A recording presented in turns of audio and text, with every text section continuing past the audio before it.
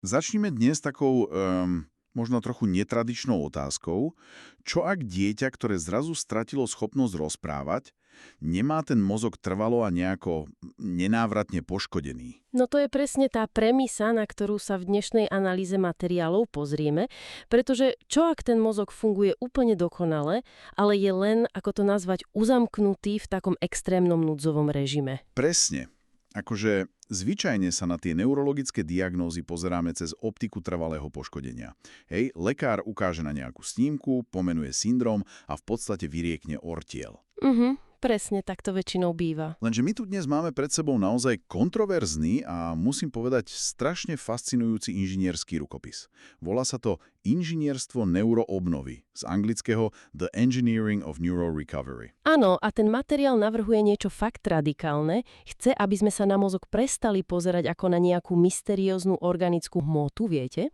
A aby sme k nemu začali pristupovať čisto ako k hardvérovému inžinierskému problému. Čo je úplná zmena paradigmy. Zoberme si takú laickú analógiu pre tých, čo nie sú inžinieri. Je to asi ako rozdiel medzi úplne spáleným procesorom v počítači, ktorý už v živote nenabehne. Jasné, ten je fyzicky mŕtvy. Presne. A na druhej strane máme procesor, ktorý len jednoducho nedokáže spracovať dáta, lebo je úplne zahltený nejakým nezmyselným kódom, alebo mu beží na pozadí 1000 programov. Výborná analógia. Tí inžinieri, ktorí ten materiál zostavovali, vlastne vôbec nehovoria o poruchách osobností alebo o nejakých vývinových oneskoreniach. Oni tú organickú patológiu normálne prekladajú do exaktných technických termínov. To som si všimol. Všade samé nelineárne oscilátory, signálový šum. Hej, a systémové zlyhania. Tvrdia, že ak pochopíme, ako táto biologická sieť funguje na úrovni voltov a informačnej priepustnosti, tak tá obnova hardvéru sa stáva tou najpriamejšou cestou k obnove komplexných modulov. A tým najkomplexnejším modulom je pre nás zjavne ľudská reč. Bez pochyby. Takže aby sme pochopili, prečo tie rečové centra zrazu prestanú fungovať, musíme asi najprv dešifrovať, čo sa vôbec stane, keď sa v tom mozgu spustí nejaký biologický bezpečnostný alarm. Presne tak. Rukopis to nazýva tzv. Hysterézna slučka, alebo po anglicky hysteresis leč. Ako presne to funguje? No, v inžinierstve pojem hysterézia znamená, že stav nejakého systému závisí nielen od jeho aktuálneho prostredia, ale aj od jeho histórie. Aha, takže si pamätá, čo sa stalo predtým? Presne. A v kontexte tohto rukopisu tá hysterézna slučka popisuje stav, kedy sa ten biologický systém doslova uzamkne v extrémnom vysokovýkonnom obrannom nastavení. My to označujeme ako útočný stav M1. Dobre, a v čom je ten hlavný problém? Problém je, že tento poplachový stav v mikrogliách, To sú tie imunitné bunky mozgu však. áno, hlavné imunitné bunky, tak tento poplach v nich pretrváva ešte dlhé mesiace alebo dokonca roky po tom, čo ten počiatočný spúšťač dávno zmizel. Spúšťač ako napríklad nejaký vírus alebo toxín. Hej, vírusová infekcia, toxická záťaž, nejaký silný imunitný šok. Z pohľadu toho procesora ten systém jednoducho prešiel do režimu čistého prežitia a úplne sa odmieta prepnúť späť do bežnej prevádzky. Čiže ten vnútorný alarm tam neustále reve na plné obrátky, hoči v tej budove už vlastne dávno žiadny zlodej nie je. Úplne presne. Ale ako tento neustály alarm ovplyvňuje samotné spracovanie signálov, predsa len reč je neuveriteľne jemný a komplexný dátový tok. To je výborne mierená otázka, pretože práve tu nám vstupuje do hry fyzika spracovania signálu. Keď je mozog uzamknutý v tomto M1 stave, masívne sa zvyšuje produkcia glutamátu a takého prozápalového cytokínu, ktorý sa volá TNF-alfa. A tie tam robia čo? Tieto látky v tej nervovej sieti fungujú ako obrovský elektrický a chemický šum. Autori v rukopise podrobne analyzujú vzorce spektrálnej hustoty EEG. To sú tie tzv. EEG Power Spectral Density Patterns, hej. Presne tie. A tieto merania ukazujú niečo, čo inžinieri nazvali U-model hardvérovej saturácie. Ten model jasne dokazuje, že masívny nárast výkonu v tých nízkych a extrémne vysokých frekvenciách, Čo je vlastne ten náš šum, ak to správne chápem. áno, ten šum, tak ten nárast úplne poholcuje a doslova vymazáva to stredné frekvenčné pásmo. No a hádajte čo? Práve v tomto strednom pásme operuje spracovanie reči a jazyka. Fúha. Čiže ak tomu rozumiem, ten šum stúpa až tak vysoko, že narazí na nejaký fyzikálny limit toho, čo tá bunka vôbec dokáže zniesť. Presne. Narazí na absolútny napäťový strop bunky. Inžinieri ho označujú ako VCC. VCC, jasné. A v tomto bode nastáva úplná katastrofa pre akýkoľvek komplexný signál. Ľudský jazyk je plný nuansí, jemných intonácií, proste drobných frekvenčných zmien. Lenže v takto saturovanom mozgu tento bohatý signál okamžite naráža na ten napäťový strop. A čo sa stane potom? Nastane tzv. Orezávanie signálu, anglický signal clipping. Tie bohaté, plynulé sinusoidy, ktoré obsahujú všetky tie jazykové dáta, sú doslova odseknuté a násilne sploštené do zdeformovaných štvorcových vln. Štvorcových vln? A tie nenesú už vôbec žiadnu informáciu. Iba takéto binárne maximum. Aha, to mi pripomína, dá sa to prirovnať k situácii, kedy by sme sa snažili počúvať nejakú jemnú klasickú symfóniu cez nejaký lacný megafón, ktorý je vytočený na úplné maximum. To je dokonalá analógia. Lebo tá melódia sa tam fyzicky stratí, všetky tie tóny splynú do jedného hrubého, skresleného hluku, z ktorého vás len bolia uši. Hej, a z pohľadu toho centrálneho procesora v mozgu znie úplne rovnako. Znie to ako neznesiteľný, bolestivý šum. A každý jeden inteligentný hardware má preto zabudovanú ochranu pred zničením. Jasné, inak by zhorel. Ak by ten mozog neustále spracovával tento extrémny hluk, došlo by k niečomu, čo sa v IT volá kernel panic. Totálne systémové zlyhanie jadra. Presne. Preto ten procesor urobí jedinú logickú vec, ktorú môže. Aktívne utlmí alebo úplne odpojí celé centrum reči. Wow. Takže tá strata reči u týchto pacientov vlastne vôbec nie je dôkazom deštrukcie toho mozgového tkaniva. Je to len zúfalý pokus toho systému o sebezáchovu. Presne tak. Dobre, ale ak ten systém utlmuje funkcie kvôli tomu, že naráža na strop, lebo je tam príliš veľa šumu, musí predsa existovať aj opačný problém, nie? Myslíte opačný extrém? Hej, čo v prípade, ak signál vôbec nevládza prejsť cez nejaký ten počiatočný odpor. Ak ten šum nie je o hlasitosti, ale o úplnej strate energie v tom systéme. K tomuto javu dochádza pri tzv. Analýze útlmu signálu, teda signal attenuation. Kým to orezávanie z signálu, ten clipping, je problémom saturovaného hardvéru s extrémne vysokým ziskom, tak útlum signálu je hardvérovým zlyhaním s nízkym ziskom. A to sa prejaví ako? Nastáva tam tzv. Logický výpadok, po anglicky logic brownout. Ale ako si ten logický výpadok máme predstaviť v praxi? Ako to vyzerá? Vzniká z prílišnej inhibície. V mozgu máme neurotransmiter, ktorý sa volá GABA a on funguje ako taká brzda pre nervové signály. GABA, to poznám. Pri tomto logickom výpadku je tá brzda akoby natrvalo zaseknutá. To dieťa, ten pacient, signál s myšlienkou v mozgu síce vygeneruje, ale je okamžite utlumený skôr, než vôbec dosiahne nejaký prach detekcie. Nie to ešte, aby prešiel k hlasivkám. Aha, takže myšlienka tam je, ale nemá energiu prejsť von. Hej, materiál tu uvádza taký výborný príklad s mitochondriálnymi výpadkami energie. Tie sú veľmi dobre zdokumentované napríklad pri Parkinsonovej chorobe. Pri Parkinsonovi. Ako presne to tam funguje? Tam vidíme podobný brownout. Bunky jednoducho nedokážu vygenerovať dostatok energie na to, aby ten operačný systém vôbec udržal zložité funkcie ako plynulý pohyb alebo reč v chode. A tak ich jednoducho vypne, aby ušetril energiu. Presne, systém sa v rámci šetrenia energie rozhodne tieto moduly proste obetovať a vypnúť. Dobre, toto všetko znie neuveriteľne logicky. Orezávanie signálu, logické výpadky, krásne teoretické inžinierské modely. Ale tu musíme byť asi trochu skeptickí, nie? Ako to myslíte? No, ako my z istotou vieme, že ten rečový hardware tam kdesi pod povrchom skutočne stále je, prečo by sme nemali veriť klasickej neurológii, ktorá vám povie, že tie bunky sú proste mŕtve a nenávratne preč? Jasné, to je úplne legitímna otázka, ale tou najväčšou trhlinou v tomto klasickom presvedčení o deštrukcii tkaniva je niečo, čo rukopis označuje ako paradox Zolpidemu. Paradox Zolpidemu. A to je niečo, čo sa fyzicky odohráva v bežnej klinickej praxi. Nie je to len niečo na papieri. Zolpidem je totiž veľmi silné sedatívum.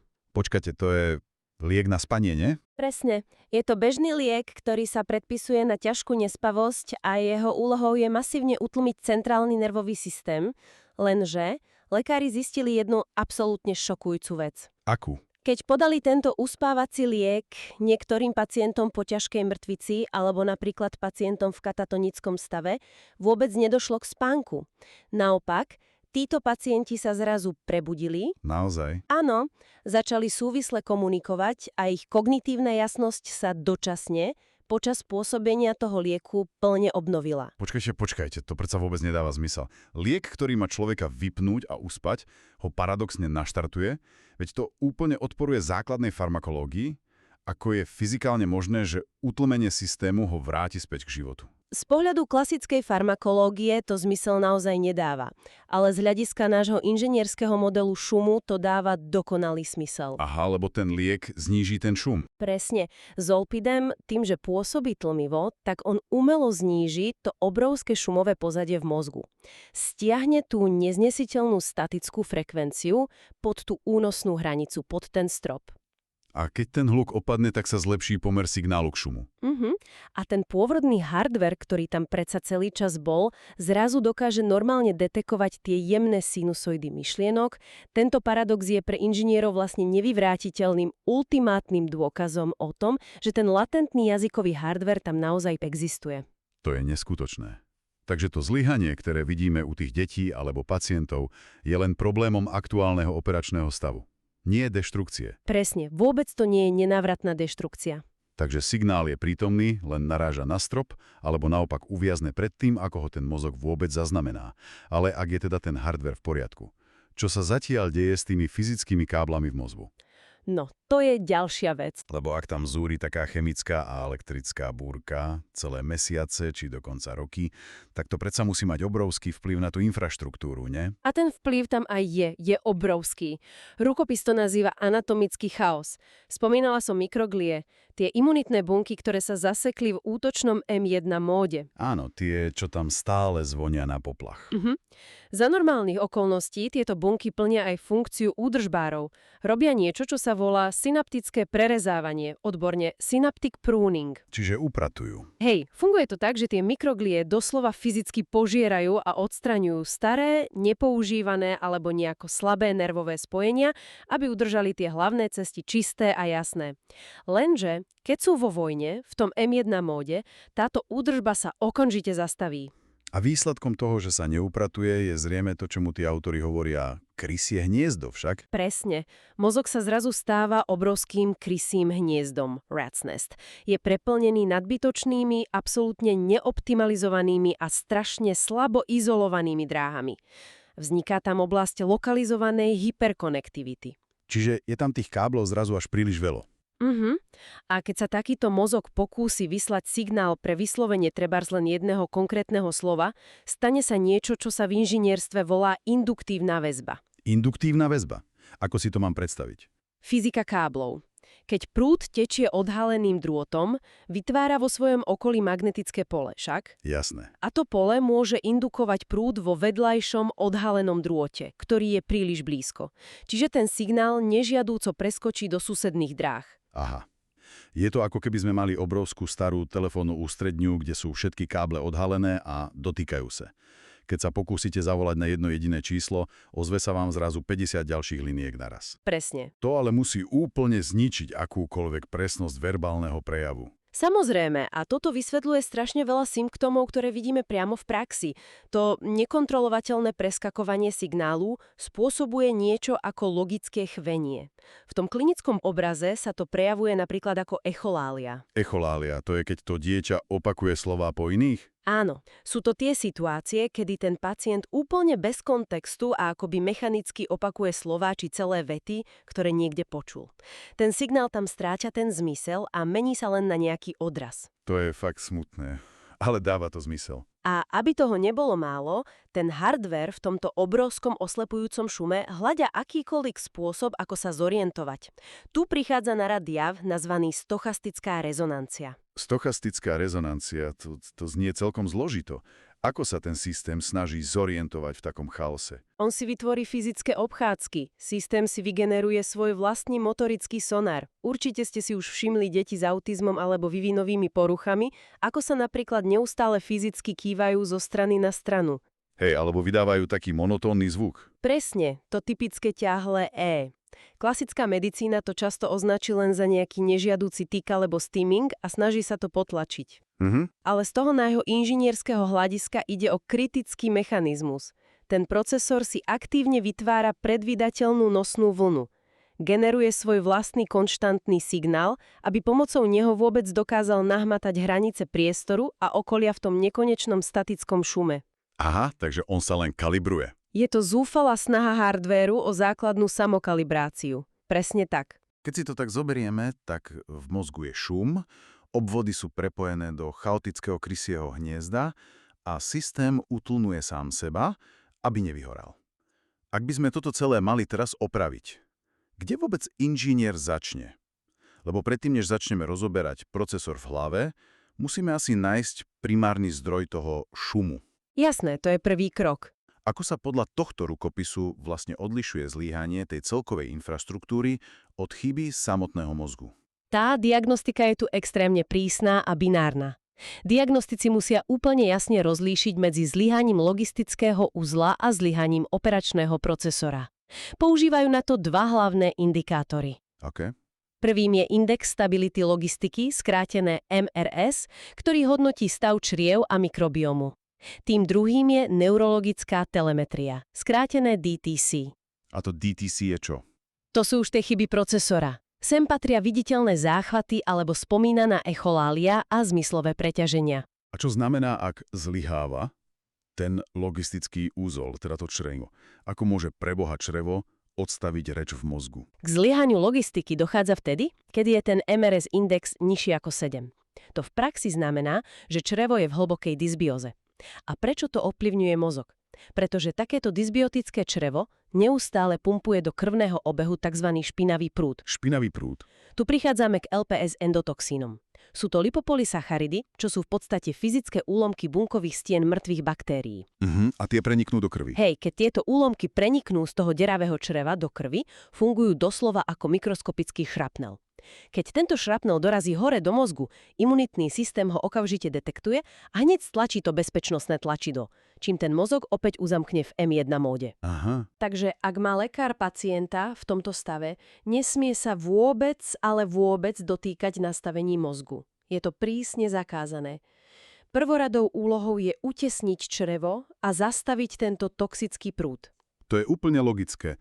Predstavuje to asi tú istú situáciu, ako keby sme sa snažili jemne ladiť citlivú operačnú pamäť v nejakom superpočítači, kým hlavná sieťová zásuvka v stene neustále iskry a vyhadzuje poistky.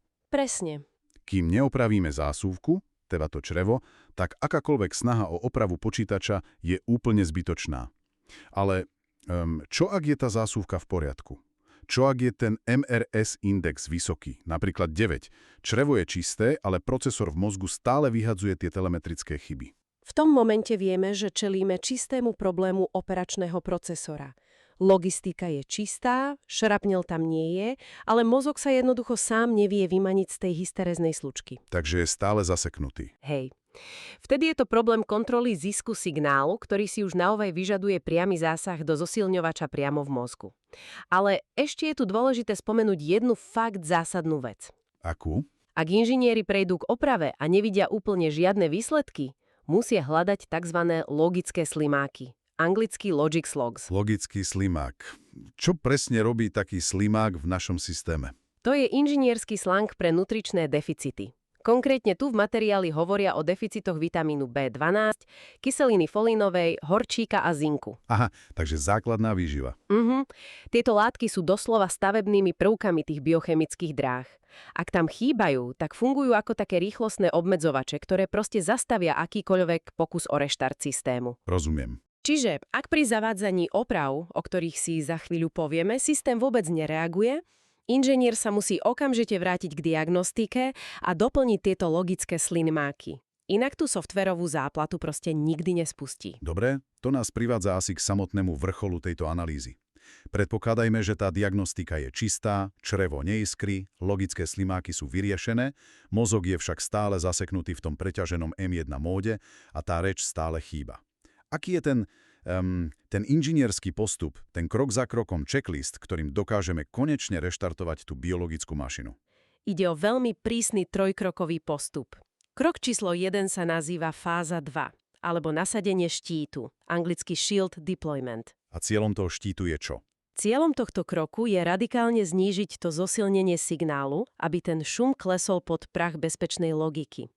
Používame na to presné biochemické nástroje. Ako prvé sa nasadí inozitol. Inozitol. Jeho úlohou je vplmiť vápnikové prepätia. Vápnik totiž funguje v mozgu ako fyzická iskra, ktorá núti neurón vypáliť signál. Ak je toho vápnika priveľa, tak sa mozog neustále zvnútra prebíja. Aha, čiže inozitol to zbrzdí. Hej, on tie prepätia pohlcuje, čím reálne znižuje zisk toho systému. Ďalej sa pridáva napríklad N-acetylcysteín, známy ako NAC. Jasné, NAC. Ten funguje ako gigantický chladič, vysáva oxidatívny stres. No a glicín tam zas slúži ako také fyzické uzemnenie celej tej siete. No ale keď takto agresívne stiahneme ten neustály hluk a znížime zisk toho signálu, to sa zrejme musí aj nejak fyzicky prejaviť navonok, ne? Ako ten inžinier zistí, že ten prechod do tohto stabilnejšieho stavu bol úspešný? Indikátorom úspešného prechodu je dosiahnutie toho, čo sme už spomínali. A to je ten zolpidemový efekt. Ale bez použitia toho lieku. Presne bez toho, aby sme ten liek vôbec použili, mozog sa totiž dostane do stavu, ktorému inžinieri hovoria laminárny tok. Laminárny tok, to znie tak pokojne. Je to veľmi vzácny stav, kedy dáta tečú systémom úplne hladko, v presne usporiadaných vrstvách, bez akýchkoľvek turbulencií a hlavne bez toho skresľujúceho šumu. A to vidíme na správaní toho pacienta. Ako náhle ten pacient vo svojom správaní zrazu vykazuje okná jasnosti a pokoja, vieme, že ten štít z fázy 2 funguje a môžeme prejsť rovno na krok 2. A tým je? Tým je aktívne spláchnutie, the active flush. Dobre, takže tu prechádzame od stiahnutia hluku k fyzickému odstraňovaniu biologického odpadu. Ako presne to spláchnutie funguje? KOSA, my si musíme uvedomiť, že ten toxický glutamát, ten šum, sa hromadí v priestoroch medzi neurónmi. Mozog na to síce má svoje vlastné vysávače, ktoré sú uložené v bunkách zvaných astrocity. Ale problém je, že tieto vysávače sú často zablokované nahromadeným hliníkom a inými toxínmi. Kremiková voda má tú úžasnú vlastnosť, že dokáže tieto toxíny fyzicky uvoľniť a zviazať. Super. A keď sa tie vysávače odblokujú? Ako náhle sa v tých astrocitoch odblokujú, masívne odsajú ten prebytočný glutamatový šum z nervových dráh. Systém sa začne fyzicky čistiť. A to nás dostáva k tretiemu, asi poslednému kroku. Šum sme stiahli tým štítom, odpad sme spláchli tou kremíkovou vodou, ale samotný alarm je podľa tej hysteréznej slučky predsa stále zaseknutý v tej útočnej polohe, nie? Hej, presne tak. Ako teda prinútime tie imunitné bunky, aby konečne zložili zbrane? Tento krok 3 sa nazýva preklopenie logiky, alebo the logic flip, a tu materiál využíva veľmi špecifický trik. Počúvam. Spomínala som, že alarm je zaseknutý. Je to často preto, že malé vírusové úlomky z nejakej dávnej infekcie zostali fyzicky zakliesnené do kľúčových receptorov v mozgu, konkrétne do receptorov A7-NAKR. A tam držia ten poplach. Áno, tí úlomky tam sedia a stále držia to tlačidlo poplachu stlačené. V tomto bode rukopis navrhuje použitie mikrodávok nikotínu. Nikotínu. Ale predpokladám, že ten nikotín tam nemá za úlohu systém nejako stimulovať. Skôr má čistú mechanickú funkciu, nie? Absolútne, nejde o stimuláciu. Nikotín má tiež veľmi špecifický molekulárny tvar, ktorý presne zapadá do týchto receptorov, no má k ním oveľa silnejšiu väzbu než tie uviaznuté vírusové úlomky. Aha. Funguje tu ako také molekulárne páčidlo. Doslova tie staré úlomky z tých receptorov vypáči a vytlačí. A ako náhle sa tam nikotín naviaže, odošle do centrálneho systému definitívny signál stop. Neskutočné. Tento jasný povel donútite mikroglie, aby sa konečne po mesiacoch či rokoch preklopili z toho útočného módu M1 späť do opravného módu M2. A toto je ten moment zlomu. Pretože ako náhle sa mikroglie prepnú do údržbárskeho módu, okamžite začnú robiť svoju prácu. Však začnú spätne reštartovať ten proces synaptického prerezávania. Presne. Fyzicky začnú vyžierať to chaotické krysie hniezdo. Odstráňa tie nadbytočné spojenia. K tomu sa zrejme pridá aj zlepšená izolácia vláken.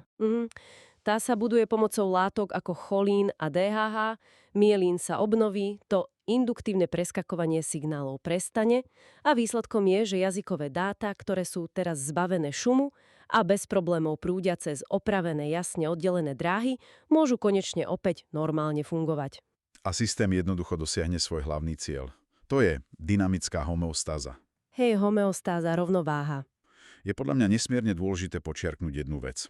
V celom tomto neuveriteľne zložitom postupe od tlmenia zosilňovačov cez to splachovanie glutamátu až po preklápanie logiky tým nikotínovým páčidlom vôbec neexistuje žiadny bod, kedy by sme ten rečový hardware niečo akoby učili. Neexistuje, lebo tu nič neučíme, pretože to proste nie je logopedický ani psychologický problém. Teda nejedná sa o žiadnu terapiu, kde sa snažíme ten poškodený mozog naučiť nové veci.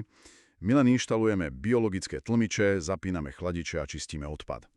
Inžinieri tomu v materiáli hovoria vytvorenie tichej, čistej miestnosti. The quiet, clean room. Výborné prirovnanie. Ako náhle tento tichý, naizolovaný priestor vytvoríme, centrum reči samo ožije. A ožije preto, lebo nikdy nezmizlo. Hardware tam celý ten čas bol, pripravený pracovať, len bol dlhé roky proste pochovaný pod nekonečnou tónou elektrického hluku a zápalového šrapnelu. Keď prepojíme všetky tieto nitky z tohto inžinierského rukopisu, tak sa nám ukáže neuveriteľne konzistentný obraz. Zníženie zosilnenia signálu, utesnenie logistiky v črevách, to aktívne spláchnutie hluku a nakoniec molekulárne preklopenie logiky. To všetko vracia ten biologický obvod späť do stabilného laminárneho toku. Čiže tie príznaky, ktoré nás tak desia pri týchto diagnózach, vlastne nie sú doživotným verdiktom trvalého poškodenia, ale iba nejakými výstražnými výstupmi z obvodu, ktorý momentálne nezvláda to vstupné napätie. Úplne presne ste to zhrnuli. Tento pohľad je sám o sebe podľa mňa úplne revolučný, ale v rukopise sa ukrýva ešte jedna mimoriadne provokatívna myšlienka. Áno, a tá ide oveľa ďalej. Myšlienka, ktorá ďaleko presahuje túto tému vývinových porúch alebo straty reči u detí a otvára dvere k úplne novým úvahám o starnutí a degradácii mozgu vo všeobecnosti. Rukopis totiž celkom jasne predkladá hypotézu, že tento úplne rovnaký model hardwarového zlyhania, ten istý mechanizmus hysteréznej slučky, sa predsa dá aplikovať aj na tie najťažšie neurodegeneratívne stavy. Zoberme si napríklad takú Alzheimerovú chorobu. Fúha, Alzheimer. Čo ak to obrovské krysie hniezdo plné tých nadbytočných spojení tam tvorí ten známy nahromadený amyloidový odpad, ktorý mikroglie len prestali odstravovať, lebo sú v stave vojny? To by dávalo dokonalý zmysel. Alebo skleróza multiplex, tam zas chybná bezpečnostná logika, zaseknutá v tom poplachovom stave, omylom napadá a ničí vlastnú izoláciu káblov, teda mielin. Ten princíp systémového zlyhania, uzamknutia v nesprávnom stave a následného chaosu je predsa z hardwarového hľadiska úplne identický. Je fakt fascinujúce uvažovať nad tým, čo to pre nás znamená do budúcna. Ak dokážeme inžinierský slmičum vyčistiť ten priestor od chemického odpadu a reštartovať biologické prerezávanie synapsí, aby sme napríklad vrátili deťom tú stratenú reč, tak to otvára obrovskú otázku o budúcnosti liečby starnutia. Znamená to, že aj pri ochoreniach, ktoré sme 10 ročia považovali za takéto nezvratné mrznutie a pomalé odumieranie mozgu, sa možno iba pozeráme na extrémne saturované systémy. Systémy, ktoré len zúfalo volajú po znížení napätia a vyčistení káblov. Je to veľmi silná myšlienka. A to je presne to, s čím dnešnú analýzu materiálov uzavrieme.